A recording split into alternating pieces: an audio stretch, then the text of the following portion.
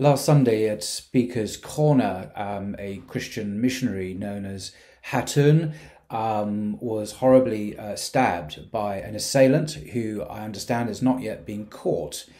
Like everyone, I unequivocally condemn this cowardly attack on a woman at Hyde Park, and I hope the attacker is caught and is punished.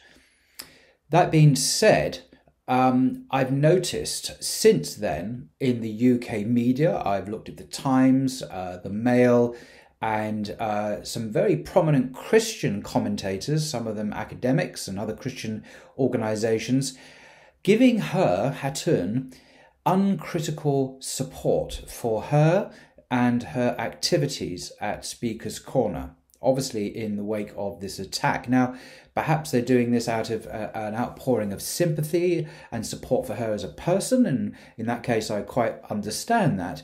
But surely they must be aware of what she actually does at Speaker's Corner.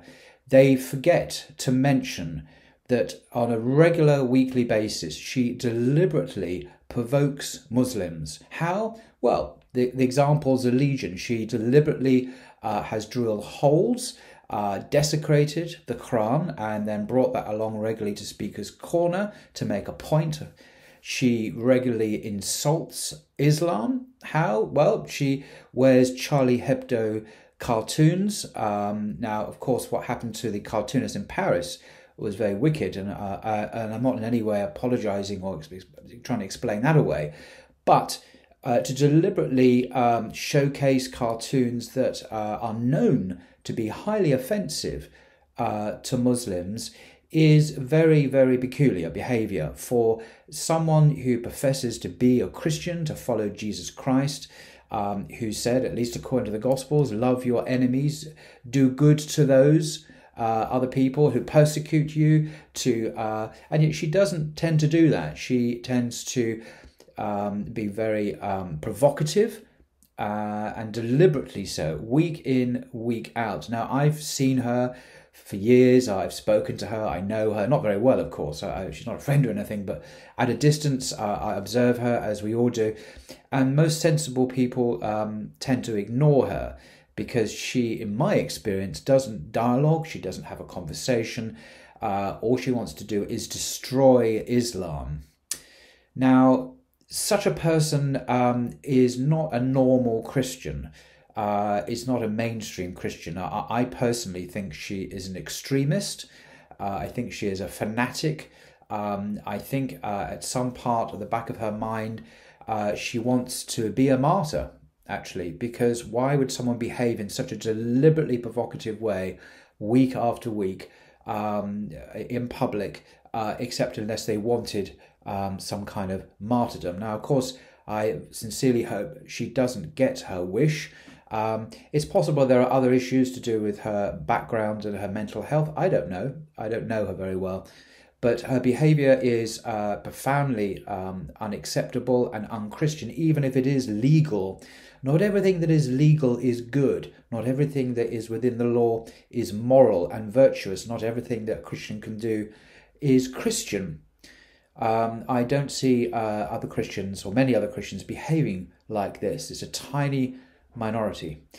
So I'm disappointed that the UK media is portraying her as a martyr for free speech.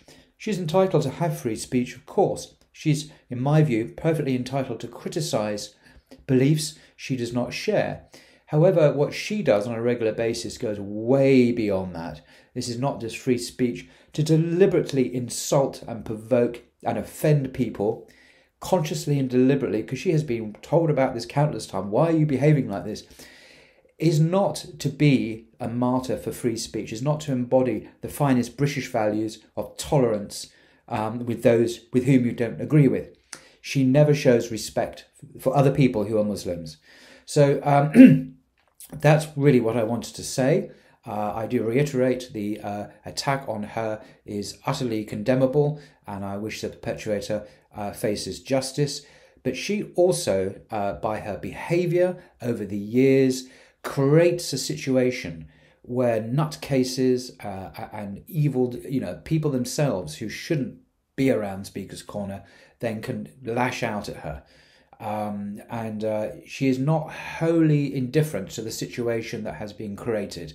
If you keep on provoking and attacking and in this nasty, vicious way that she verbally does on a regular basis, some nutter, some criminal is going to take an attack her. Now, I wish it wasn't so, but that is the real world. I know the police, who often come under criticism, have done their very best to try and stay within the law to protect her rights to free speech, such as they are, but also to advise her to tone down her rhetoric, to not be so provocative, and not to stop insulting people, because that's nothing to do with free speech. There's free speech, and then there's insulting people. And many Christians, prominent Christians now, don't seem to see the difference. And I wonder if there's an agenda at work here. The agenda is that she is a Christian missionary, and therefore we should support her because she's anti-Islam. Maybe that's an agenda that some academics, I won't mention the name, there's one at Cambridge University who is quite a senior academic there, an evangelical Christian, who has come out to give his admiration and praise and support for her. I'm thinking, what? Support her in her personal suffering in terms of what's happened to her, but do not support her uncritically in her activities, because she is doing a great disservice to social cohesion, to our society in Britain, where Muslims as well are often the victims of attacks, unprovoked attacks, and she never defends Muslims. And when they are attacked, it's always about her and her views. Anyway, enough of my ramblings. I just wanted to get that off my chest. And also, I've been criticised for not saying anything as well. And I didn't really want to say anything about this attack because, regrettable though it is, I'm not I had to report on everything in the world. But I did want. Now it's become a national media event in a way, and many people are coming out and supporting her uncritically. I thought I just wanted to say something. Let's give her support in terms of hoping she gets well soon and her attacker faces justice, but let's not give her support in her egregious activities at Speaker's Corner. Till next time.